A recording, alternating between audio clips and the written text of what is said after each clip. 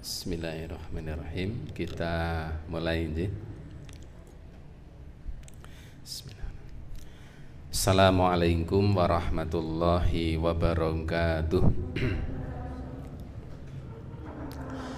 Innal hamdalillah nahmaduhu wa nasta'inuhu wa nastahdi wa natubu ilaihi wa na'udzu billahi min syururi anfusina wa sayyiati a'malina. May yahdihillahu fala mudhillalah wa may yudlil fala hadiyalah. Asyhadu an la ilaha illallah wahdahu la syarikalah wa asyhadu anna Muhammadan abduhu wa rasuluh. Allahumma sholli wa sallim wa barik ala nabiyyina Muhammadin wa ala alihi wa ashabihi wa man tabi'ahum bi ihsanin ila yaumiddin. Wa qala Allah ta'ala fi kitabihil karim, a'udzu billahi minasyaitonir rajim. Ya ayyuhalladzina amanuttaqullaha haqqa tuqatih wa la tamutunna illa wa antum muslimun. Ibu bapak sekalian, para jamaah rahimakumullah, alhamdulillah, mari senantiasa kita bersyukur kehadirat Allah Subhanahu wa taala. Malam hari ini Allah taala senantiasa berkenan melimpahkan nikmat serta karunia-Nya kepada kita semuanya, sehingga malam hari ini kita bisa hadir kembali pada kajian rutin kita, kajian malam Senin, dan pada pertemuan terakhir beberapa waktu yang lalu kita sampai pada bab yang menjelaskan seputar tentang pernikahan, baru sampai makna hukum dan hikmah dari nikah itu sendiri. Salawat dan salam tidak lupa semoga tercurah atas Nabi Yuna Muhammad sallallahu alaihi wa alihi wasallam, yang semoga terlimpah pula kepada seluruh umatnya dan semua hambanya yang istiqomah di jalan Allah ini sampai hari kiamat kelak. Ibu bapak sekalian, para jamaah rahimakumullah, pertemuan yang telah lalu sampai pada pengertian nikah. Saya yakin kalau pengertiannya sudah tahu semuanya. Yang kedua tentang hukumnya. Hukum nikah itu disyariatkan. Kalau di dalam kitab ini disebutkan ada kalanya nikah itu menjadi wajib. Bagi siapa? Bagi siapa saja yang sudah mampu, punya kemampuan untuk melaksanakan pernikahan beserta dengan semua konsekuensinya, sementara dia khawatir kalau tidak menikah akan terjerumus ke dalam perbuatan haram. Jadi ketika ada seseorang dia punya kemampuan untuk menikah dengan segala konsekuensinya, kemudian dia khawatir jika tidak menikah akan terjerumus pada perkara yang haram, maka seseorang dengan kondisi seperti ini menikah baginya adalah sebuah kewajiban. Karena jika tidak menikah dia akan terjerumus ke dalam perkara yang haram. Kemudian kemarin juga disebutkan, adapun ketika ada seseorang punya kemampuan untuk menikah, hanya jika dia tidak menikah dia tidak khawatir akan terjerembab ke dalam perkara yang haram, yang seperti itu hukumnya adalah sunnah. Tapi yang kedua ini prosentasenya sangat kecil dan sangat sedikit. Seseorang yang punya kemampuan untuk menikah beserta dengan semua konsekuensinya, tetapi ketika ia tidak menikah, dia tidak akan terjerembab ke dalam perkara yang haram.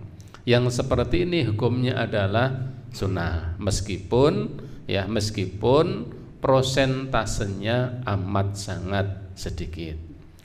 Kemudian yang terakhir dulu kita sampaikan, kita kaji bersama bahwa di antara hikmah utama dari pernikahan itu yang pertama adalah seseorang bisa menjaga dirinya dari terjerumusnya ia ke dalam perkara-perkara yang haram. Itu hikmah yang pertama. Jadi seseorang bisa menjaga dirinya dari perkara-perkara yang diharamkan oleh Allah Ta'ala, menjerumus ke dalam perkara yang haram. Yang kedua, dengan menikah itu menjadi salah satu sarana seseorang mendapatkan ketentraman dalam kehidupannya. Jadi salah satu di antara sarana seseorang mendapatkan ketentraman dalam hidup itu diantaranya adalah menikah, yang sering kita dengar dengan istilah sakinah, mawadah, warohmah. Ketenangan, ketentraman, salah satu di antara sarana mendapatkannya adalah dengan menikah. Meskipun saat kita menikah itu kan nanti banyak masalah, tidak menikah juga banyak masalah itu.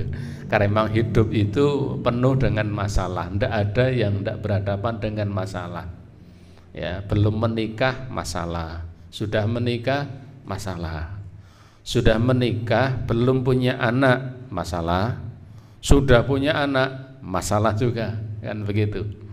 Jadi orang miskin itu yo masalah, jadi orang kaya yo masalah juga. Jadi tidak ada yang tidak masalah. Salah kalau ada orang mengatakan, wah jenengan itu orang tidak punya masalah. Oh ya mengurah diketok-ketok wae kan gitu. Ada orang yang punya masalah sedikit, satu RT tahu karena rajin update status ya. Tapi ada orang yang masalahnya banyak, tidak ada orang yang tahu karena dia tegar menghadapi masalah. Kalau Imam Syafi'i kan mengatakan begitu, di antara kehebatan seseorang itu kan kehebatan menyembunyikan penyakitnya, menyembunyikan kefakirannya, dan menyembunyikan masalahnya.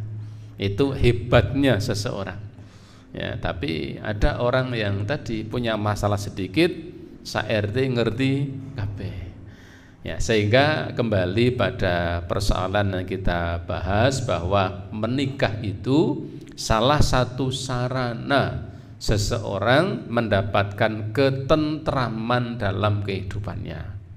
Dan yang ketiga yang tidak kalah penting adalah dengan menikah itu akan terjadinya keberlangsungan kehidupan di dunia ini. Jadi kehidupan itu akan terus berlangsung ketika apa? Ketika ada pernikahan. Coba saja ya, misalnya suatu negara misalnya dilarang untuk menikah misalnya, tidak akan sampai 100 tahun lamanya, maka negara tadi pasti akan hilang, akan lenyap. Kenapa? Karena tidak ada regenerasi kehidupan. Keberlangsungan kehidupan itu akan senantiasa ada ketika ada syariat pernikahan ini. Kalau kita baca di media-media itu kan ada beberapa negara yang ternyata mengalami persoalan. Kenapa? Karena warganya jarang yang mau menikah. Sehingga ketika ada orang yang mau menikah dan punya anak itu dihadiahi oleh negara. Karena kehidupannya hanya kerja, cari uang. Nanti kalau sudah tua tinggal menikmati tabungan uangnya sampai mati. Setelah mati selesai ya. Karena memang ndak ada nilai-nilai agama. Tidak berpikir nanti kalau punya anak didoakan oleh anaknya dan seterusnya. Adanya hanya ketika masih muda bekerja, cari harta, cari uang. Nanti kalau sudah tua, ya sudah tidak bisa bekerja, tinggal menikmati tabungannya. Kalau seperti itu semuanya, maka kelangsungan hidup itu akan berakhir. Maka 3 hal ini menjadi hikmah pokok dari pernikahan dalam sudut pandang agama. Terjaganya seseorang dari perkara yang bisa menjerumuskan dia dalam perkara yang haram. Yang kedua, menikah itu menjadi salah satu sarana, ya, sarana seseorang mendapatkan ketentraman. Dan yang ketiga adalah dengan menikah itu akan terjadi keberlangsungan kehidupan di dunia ini. Ibu bapak para jamaah rahimakumullah, selanjutnya kita lanjutkan. Yang keempat adalah arkanun nikah, rukun-rukun pernikahan.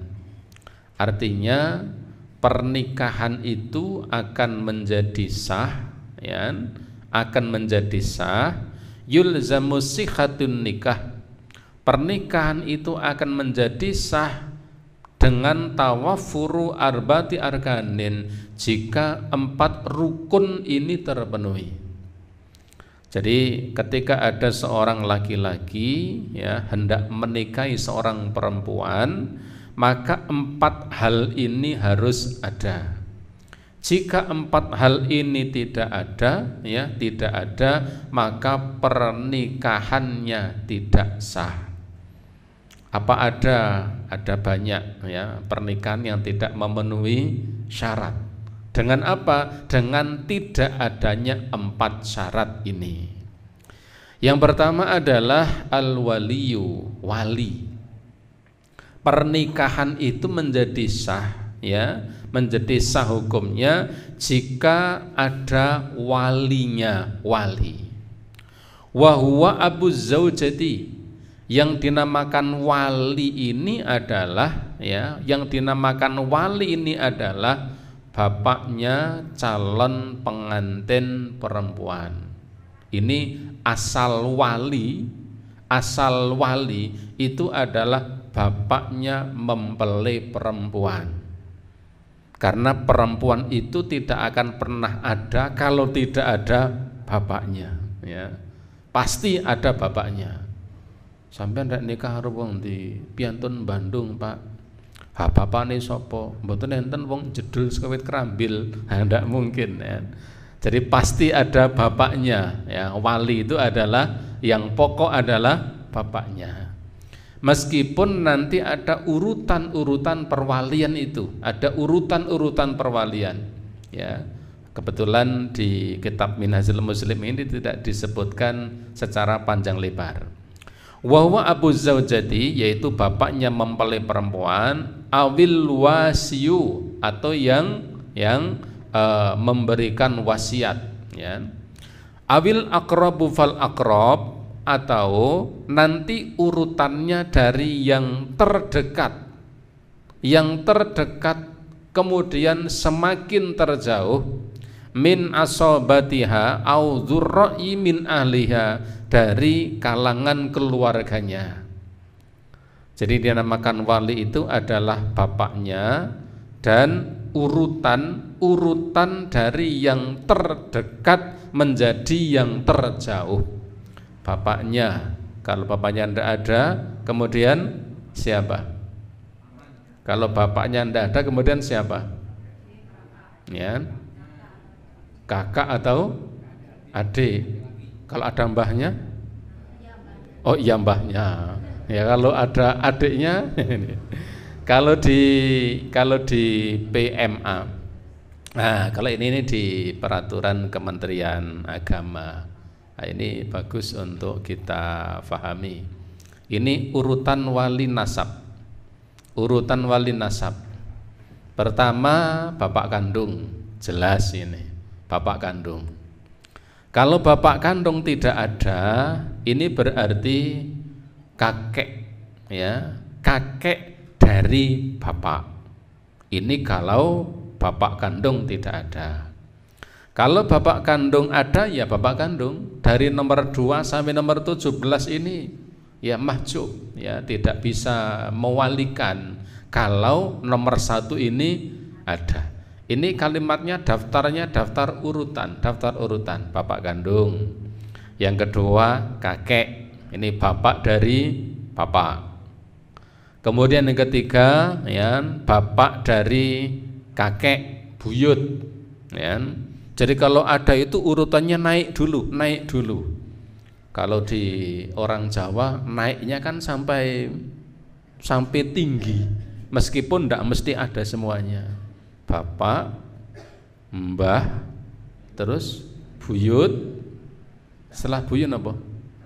Canggah, wareng, napa? Bar wareng napa? Ngidak siwur.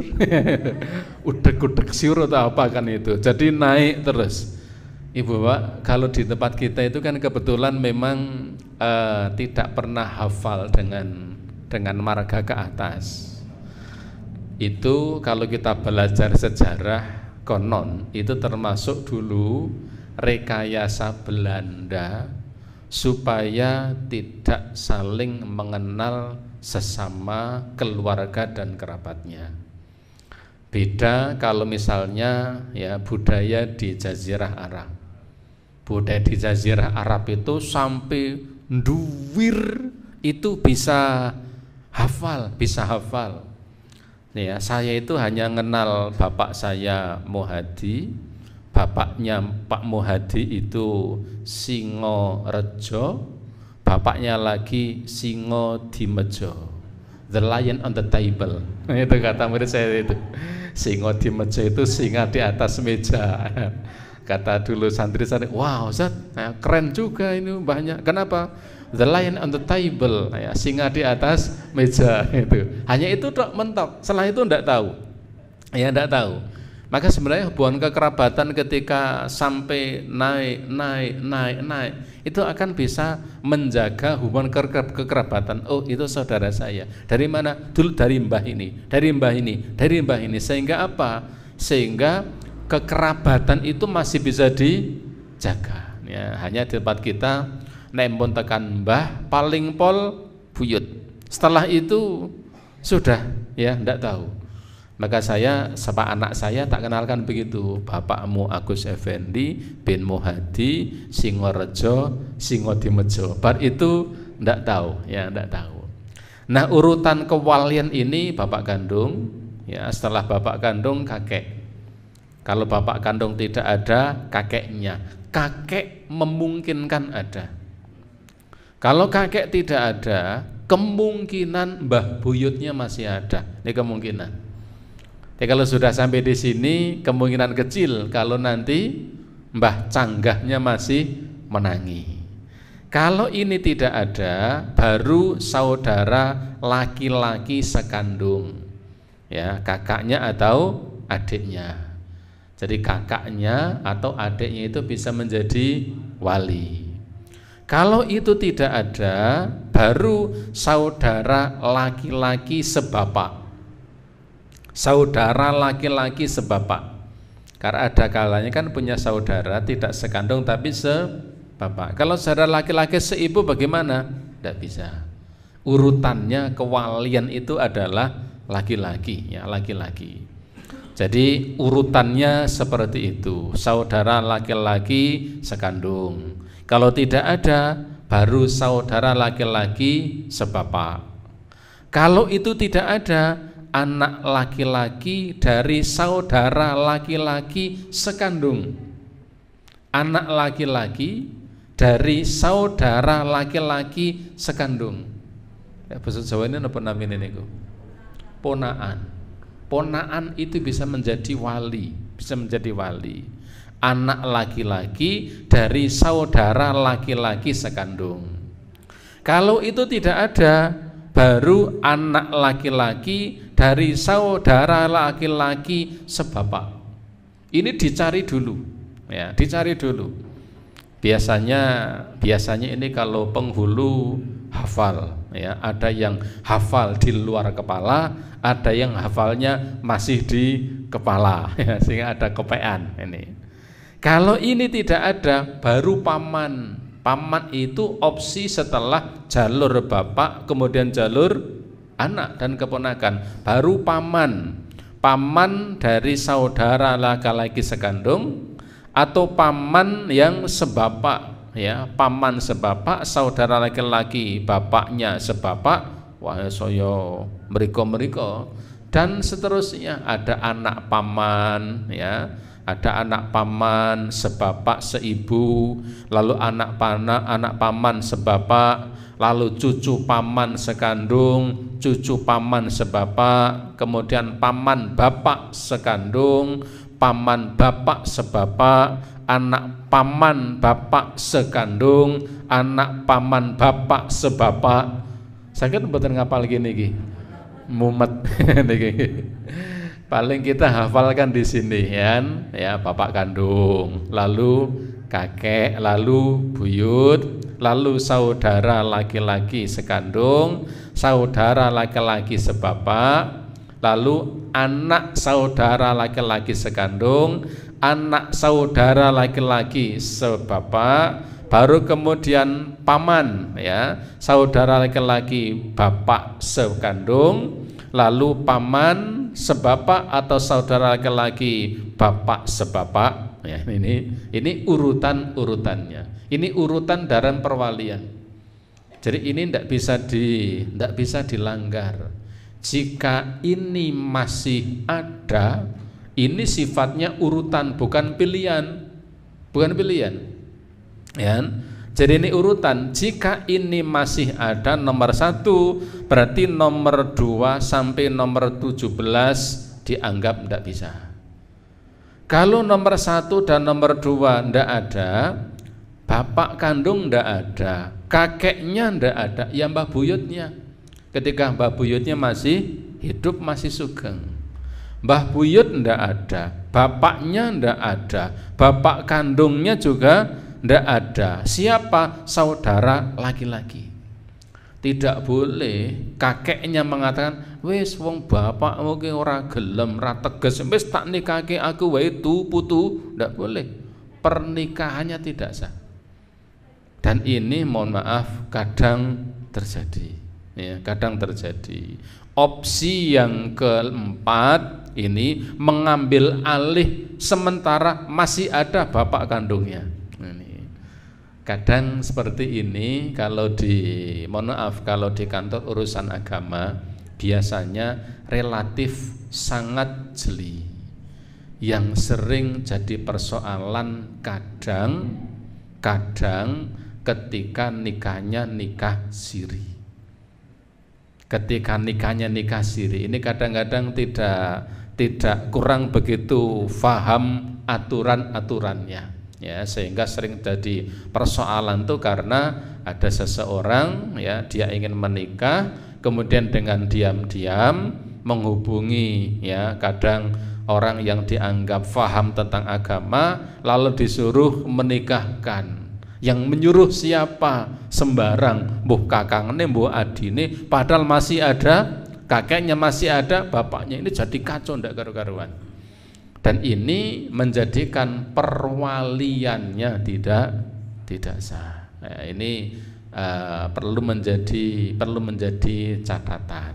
Artinya urutan perwalian itu adalah seperti ini. Inilah yang berhak untuk menjadi wali. Mestinya ini yang menikahkan, yang mengatakan kepada calon mempelai laki-laki dengan mengatakan angkah tuka wazawaj tuka bi siapa, mestinya yang mengucapkan adalah ini. Pegawai KUA itu sebenarnya hanya petugas pencatat nikah. Jika mempelai wanita itu punya wali, tetapi ketika mempelai wanita itu tidak punya wali, maka sultan atau penguasalah yang menjadi wali. Atas dasar itu, kalau di Kementerian Agama maka walinya itu sebenarnya adalah penguasa negeri. Karena tidak mungkin penguasa negeri itu kok menikahkan dari Sabang sampai Merauke, maka mendelegasikan kepada kepala kantor urusan agama. Ini yang kemudian ya urutannya begitu. Jadi kalau dari kepala negara ya kepada menteri agama. Menteri agama tidak mungkin, turun yang terbawa adalah kepala kantor urusan agama, bukan pegawai pencatat nikah, tetapi kepala kantor urusan agama. Jika wanita itu tidak punya wali. Jadi kalau nomor 1 sampai nomor 17 ini memang tidak ada, yang tidak ada semuanya, maka negara wajib hadir. Yang menikahkan adalah orang yang ditunjuk oleh negara untuk melangsungkan pernikahan itu. Ini urutan wali-wali nasab. Ini menjadi penting sekalian, ya, karena kalau kemudian terjadi tumpang suh, ya, bapak kandung masih ada, tetapi nanti yang menikahkan ternyata ya adiknya sendiri. Ya, ada seorang wanita ingin menikah, dia ingin menikah, kemudian dengan diam-diam bapak ini ditinggal. Akhirnya yang menikahkan kakak kandungnya, adik kandungnya. Pernikahannya tidak memenuhi syarat karena masih ada bapak kandungnya. Kakek atau buyut tus-tusan nikah ki. Tus-tusan apa bahasa Indonesianya? Apa? Ya, tus-tusan apa? No? Nah, memang bahasa yang kulik itu Jawa nih, tus-tusan ya. Kemudian dia memberanikan diri menikahkan cucunya padahal bapaknya masih ada, pernikahannya tidak memenuhi syarat. Maka ini adalah urutan-urutan dalam perwalian nasab. Baik, kembali pada yang kita bahas ya. Au sultanin, jika wali nasab ini tidak ada, maka yang menikahkan adalah sultan atau penguasa negeri. Kalau dalam sistem pemerintahan Islam itu adalah Amirul Mukminin. Ketika Amirul Mukminin tidak mampu karena kegiatan atau kewajiban amanah yang ditunaikannya banyak, maka ia wajib mendelegasikan kepada seseorang. Itu kalau dalam sistem pemerintahan Islam. Kalau seseorang tidak punya wali, maka yang mewali, yang menikahkan ini adalah sultan, Amirul Mukminin yang berkewajiban. Kenapa? Wanita ini tidak punya wali. Ketika sultan ini tidak bisa karena ya kewajiban amanah yang sangat banyak, ia wajib mendelegasikan pada seseorang. Nah, ini kalau ditarik dengan konteks keindonesiaan di tempat kita ini adalah yang ditunjuk mewakili sultan ini adalah kepala kantor urusan agama. Itu tataran yang paling rendah, itu yang memang diberi wewenang untuk menjadi wali bagi wanita yang tidak memiliki wali. Sehingga sebenarnya yang berkewajiban menikahkan ini adalah walinya. Jadi KUA itu kalau dia penghulu ya, karena ada penghulu, ada kepala kantor. Kalau penghulu sebenarnya petugas pencatat nikah. Hanya wali itu boleh mewakilkan kepada petugas pencatat nikah. Petugas pencatat nikah itu memastikan bahwa pernikahannya itu sudah syah, memenuhi syarat rukunnya terpenuhi, termasuk adanya wali, kemudian nanti ada akad, kemudian ada mahar dan seterusnya. Ini nanti akan dibahas secara lengkap. Liqauli sallallahu alaihi wasallam, berdasarkan sabda Nabi sallallahu alaihi wasallam, beliau mengatakan la nikaha illa biwaliyin, tidak ada pernikahan kecuali dengan wali. Ini pendapat jumhur ulama. Meskipun ada, saya lupa, ada pendapat di antara para ulama yang berpendapat menikah itu sah dengan tanpa wali. Tapi ini ya bukan pendapatnya jumhur ulama. Mayoritas di kalangan jumhur ulama berpegang pada hadis ini, la nikaha illa biwaliyin, tidak ada pernikahan kecuali dengan wali. Ya.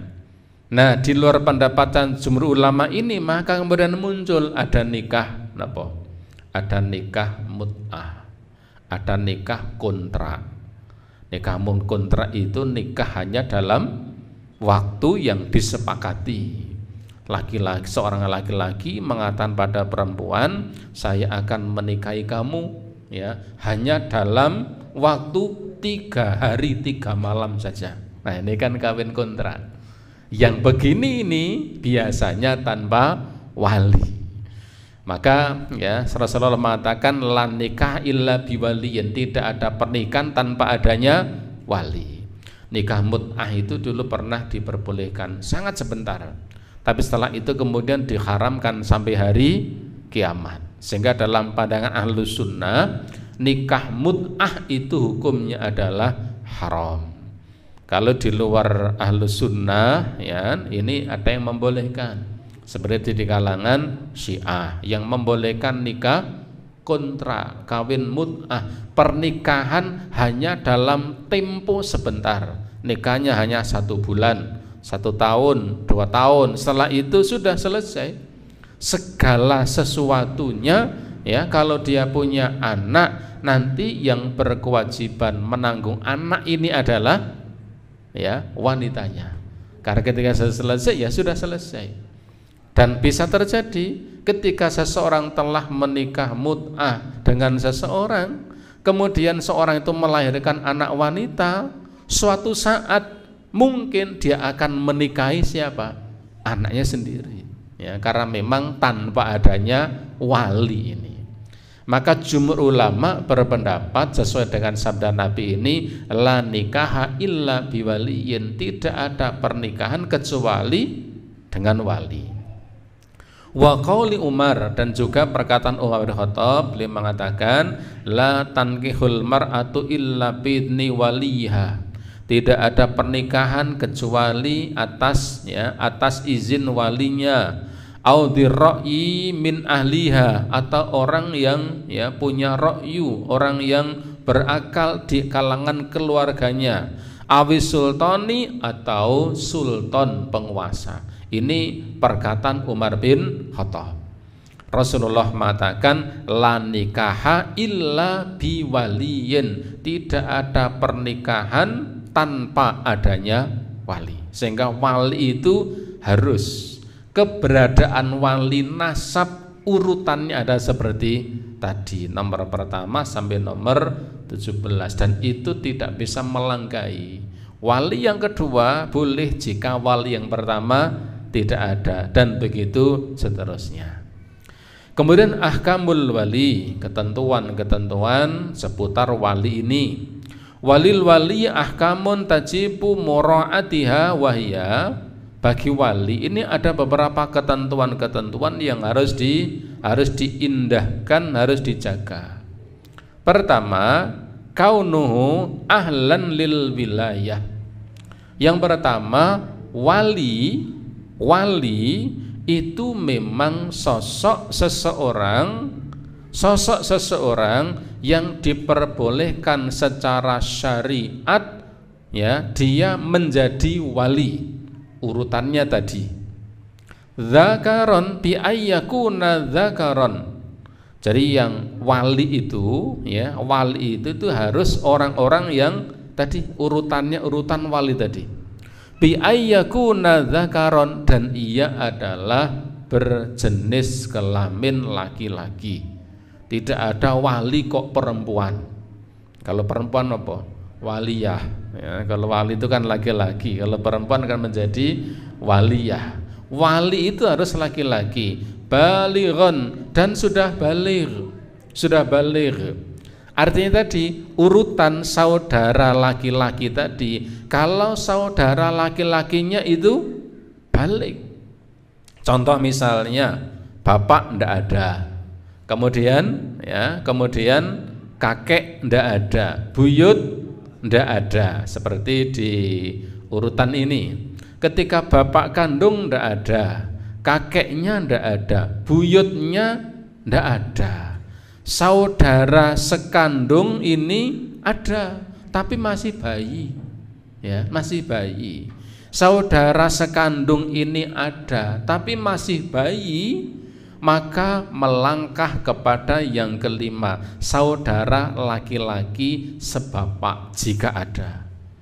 Kalau dia punya saudara laki-laki sekandung, ya, itu masih bayi, sementara bapak kandung ndak ada, kakek ndak ada, buyut ndak ada, punya saudara sekandung itu masih bayi, dan dia punya saudara sebapak yang sudah dewasa, maka menjadi yang nomor 5, saudara sebapak itu yang menjadi wali. Kenapa? Saudara sekandung lam yablugh, dalam keadaan belum baligh.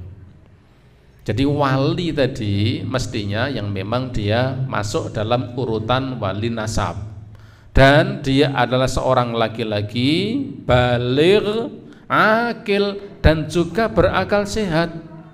Ya, kalau dia mengalami gangguan jiwa, tidak boleh menjadi wali. Kentir misalnya, gila, tidak boleh menjadi wali.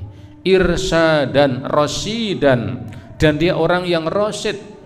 Rasyid dan akil itu hampir sama. Rasyid itu orang yang bisa berpikir, akil yang berakal sehat. Kharran, dan dia orang merdeka, bukan dari kalangan budak. Ini ketentuan yang pertama terkait wali ini. Jadi wali ini, ya, wali ini adalah yang pertama, ketentuan hukumnya adalah seseorang yang memang masuk dalam urutan wali tadi, dan dia seorang laki-laki baligh, berakal sehat, bisa berpikir lurus, kharron, dan dia orang merdeka. Ini yang nomor 1. Yang nomor 2, kita jeda azan dulu karena di masjid sana ada azan. Ya.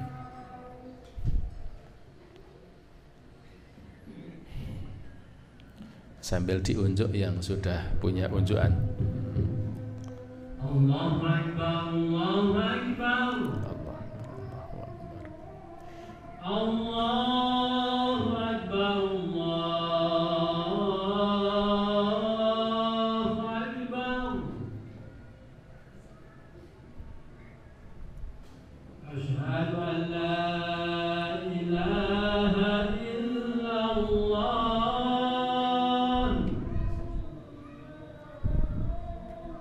Asyhadu an la ilaha illallah.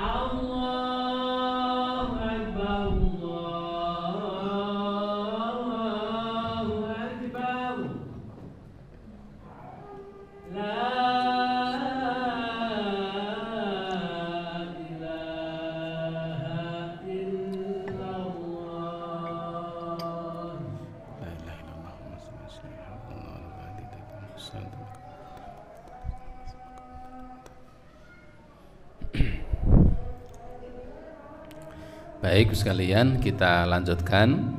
Jadi ketentuan wali ini yang pertama adalah memang ia menjadi seseorang yang berhak untuk menjadi wali. Termasuk yang berhak menjadi wali ini dia laki-laki, baligh, berakal sehat dan orang merdeka. Ini yang pertama. Yang kedua, ayyasta'dzana waliyatahu fi inkahiha. Yang kedua, wali ini ketika akan menikahkan maka ia harus meminta izin mimman aroda tazwijaha kepada orang yang diinginkan untuk menikahinya, ingkana bikron jika wanita itu adalah masih gadis, wa kanal waliyu aban dan wali itu adalah bapaknya. Artinya begini, jika yang menjadi wali itu adalah bapak kandung, lalu bapak itu ingin menikahkan anaknya, maka bapak itu, ya, si ayah itu, sang ayah itu ketika akan menikahkan seorang wanita kepada seorang laki-laki yang ingin dinikahkan bapaknya kepada anak wanitanya, maka ketika ia akan menentukan fulan yang menjadi suaminya, ini mestinya atas izin anaknya. Jadi begini, dalam konsep Islam itu sebenarnya dulu yang berkewajiban untuk mencarikan suami atas anak-anaknya itu adalah bapaknya. Sebenarnya demikian. Jadi yang berkewajiban, ya, mencarikan pasangan hidup bagi gadis, anak gadisnya itu adalah bapaknya. Dan ketika bapaknya ini menikahkan anaknya kepada fulan, ya, kepada fulan, maka tidak benar jika bapak yang mengatakan, nak, kamu akan saya nikahkan kepada laki-laki. Anaknya tanya, sinten pak, bis pokoknya engkau lah yang jedul nang ngarepmu. Nah, tidak boleh itu. Harus atas izinnya. Mau dinikahkan dengan siapa itu harus jelas. Ini ketika yang menjadi wali itu adalah bapaknya. Kalau yang menjadi wali itu adalah bapaknya, maka si bapak atau sang bapak itu ketika akan menikahkan anaknya dengan seorang laki-laki, maka hendaknya atas seizin anaknya. Ini ketika menjadi wali bapaknya. Wa yasta'maru ay yatluba amraha, atau sang bapak itu hendaklah meminta persetujuan atau meminta perintahnya ingka nathaiban, ya, ketika yang akan dinikahkan itu anaknya itu, ya, anak itu statusnya adalah janda. Jadi kalau anak gadis itu bapaknya berhak untuk kamu nikah dengan ini, tetapi atas izinnya. Tetapi kalau anaknya itu statusnya adalah janda, maka orang tua sang ayah itu harus meminta persetujuannya atau atas perintahnya. Ini kalau anaknya itu statusnya adalah janda. Au kanat bikron wa kana waliyu ghairu abin, atau ketika sang wali itu bukan bapaknya,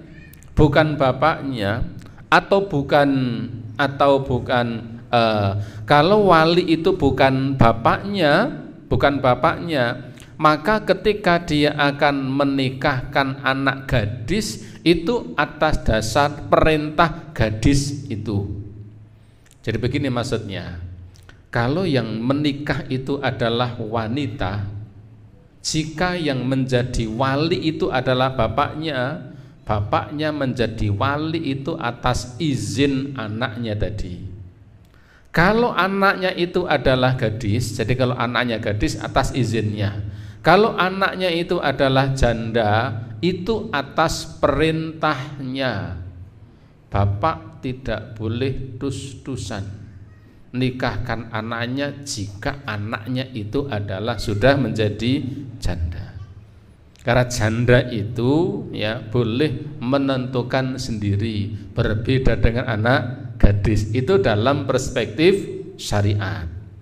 Tetapi jika yang dinikahkan itu adalah gadis, sementara yang menjadi wali itu bukan bapaknya, maka wali yang bukan bapak itu dia menjadi wali itu atas perintah dari gadis yang akan menikah itu.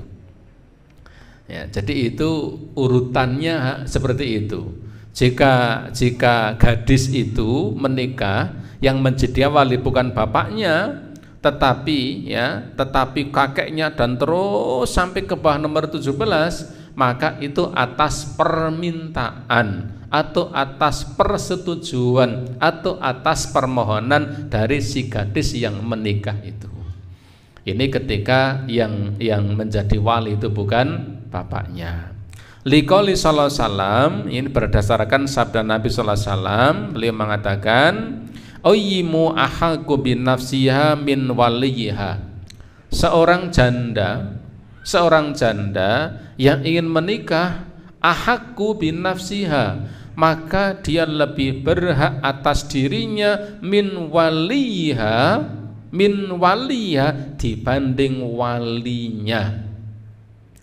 Maka dalam bahasa kita begini, kalau anak gadis ya ingin menikah, ini sang bapak, seorang bapak itu masih bisa memberikan pertimbangan antara iya ataupun jangan.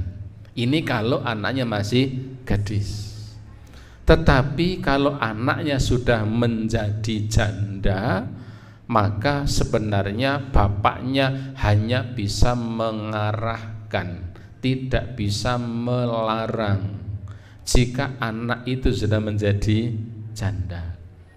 Ya, jadi bedanya di situ. Kalau anaknya masih gadis, ini sang bapak itu masih bisa mengatakan mbok ojo karo kae iki ngene dan ngene. Itu ketika anaknya gadis.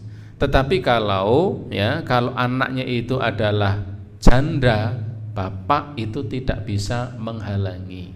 Kalau anaknya masih gadis itu mah bisa menghalangi. Mboten Pak kula ajeng kalih mriko, ora bapak merasa setuju, ora, itu masih bisa. Kalau anaknya itu masih gadis. Tapi kalau anaknya sudah janda, bapak sudah tidak punya hak untuk mengatakan seperti itu.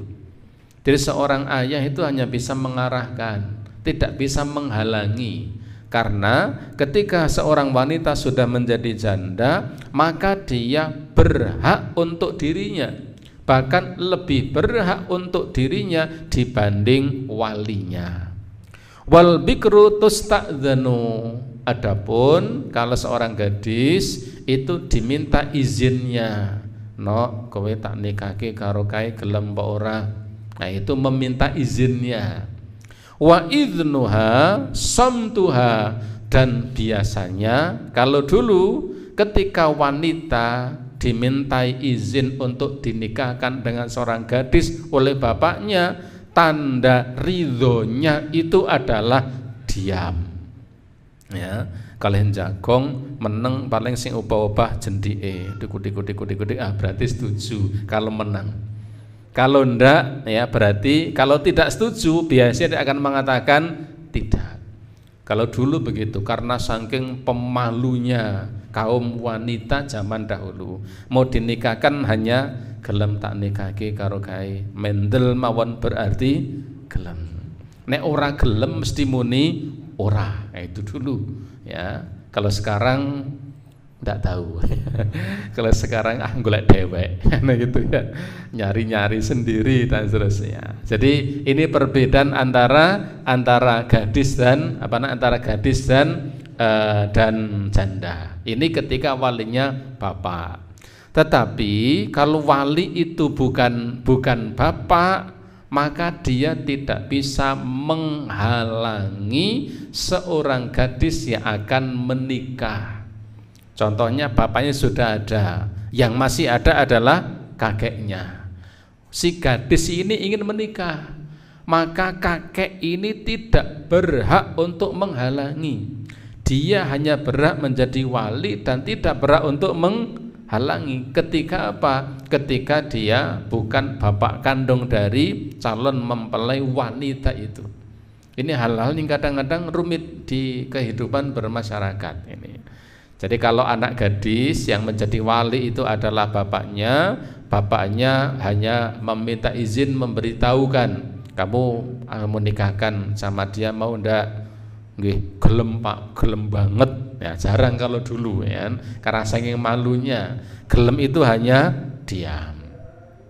Kemudian yang ketiga, la tasihul wilayatul qarib ma'a wujudi man aqrabu minhu. Nah, ini yang tadi kita sampaikan di awal.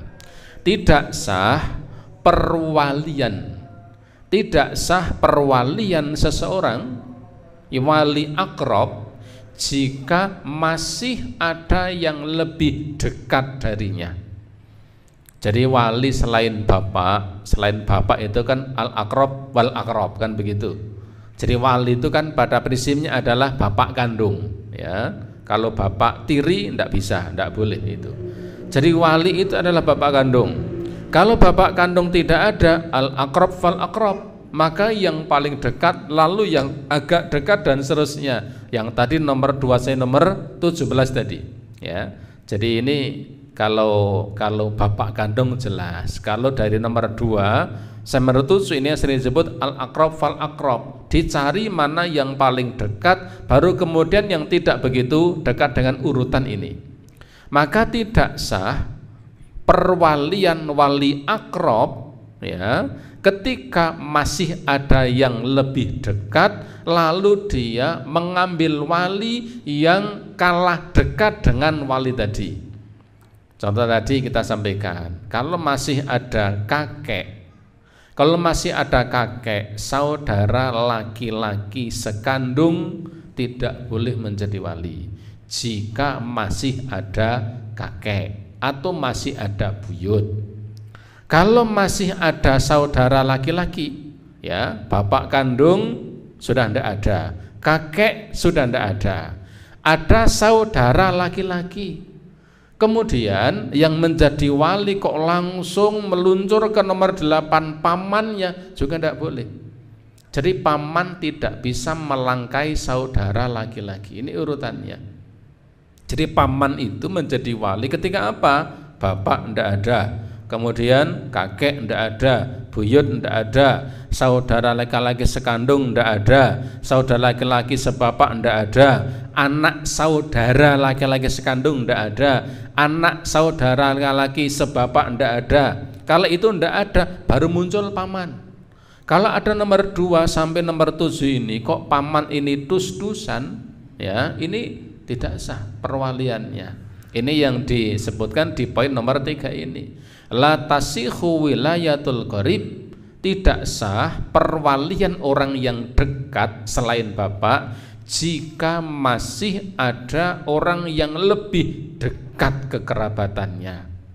Fala tasihu wilayatul akhil ab, maka tidak sah perwalian, ya, tidak sah perwalian saudara sebapak ma'a wujudi syaki mithlan, sementara masih ada saudara akhun syakik. Akhun syakik itu saudara sekandung. Ini yang boleh contohkan begitu. Maka tidak sah kewalian saudara sebapak jika masih ada saudara sekandung. Mau nikah, ada seorang gadis mau nikah, bapaknya sudah tidak ada, kakeknya tidak ada, saudara sekandungnya masih ada, tapi ra seneng, aku nek karo kae ora matuk kok. Wong siji sing arek ditoblos. Nah, ini kan jelang ada pemilu ya misalnya kan. Aku senengnya karo saudara sebapak kok, ini tidak boleh. Maka tidak boleh ya seorang wali misalnya ya saudara laki-laki sebapak ini menjadi wali sementara saudara sekandung masih ada. Wala wilayatu ibnul akhi ma'a wujudil akhi. Demikian juga tidak sah ketika ya anak dari saudara laki-laki sekandung tidak sah kewalian keponakan jika masih ada saudaranya. Jadi al-aqrab fal aqrab, wali aqrab ini tidak boleh menjadi wali jika masih ada yang lebih dekat. Jadi urutan tadi itu betul-betul urutan yang harus diperhatikan. Yang keempat, yang terakhir ya, idza adzanatil mar'atul litsnaini min aqrabaiha fi tazwijiha. Jika seorang wanita dimintai izin ya untuk dinikahkan oleh dua orang saudara atau dua orang kerabatnya untuk dinikahkan. Contoh seorang gadis, dia punya saudara sekandung, punya kakak dan punya adik. Kakak dan adik sama-sama dewasa. Kakak dan adik sama-sama pangerten. Keduanya tanpa diketahui, kakak mengatakan pada adiknya tanpa diketahui oleh adiknya. Adiknya mengatakan pada kakak yang perempuan itu tanpa diketahui kakaknya yang laki-laki. Seorang gadis punya kakak perempuan, punya seorang gadis punya kakak laki-laki, punya adik laki-laki. Dua-duanya dewasa. Kakaknya mengatakan, "Dik, sampean tak nikahke karo nganu ya, Joko ya." Gelem to? Nggih gelem mawon. Adiknya mengatakan, "Mbak, sampean gelem, Mbak, tak olehke nganu jos lho, Mbak." Ya gelem bae.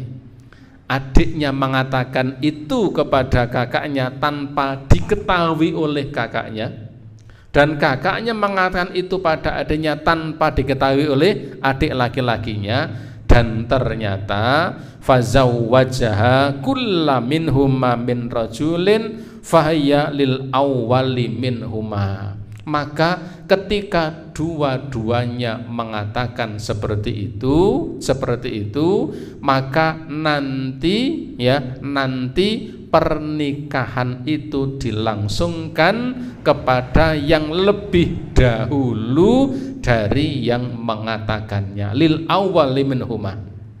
Jadi nanti jatuh pernikahan kepada yang lebih dahulu ya, lebih dahulu untuk menikahkannya.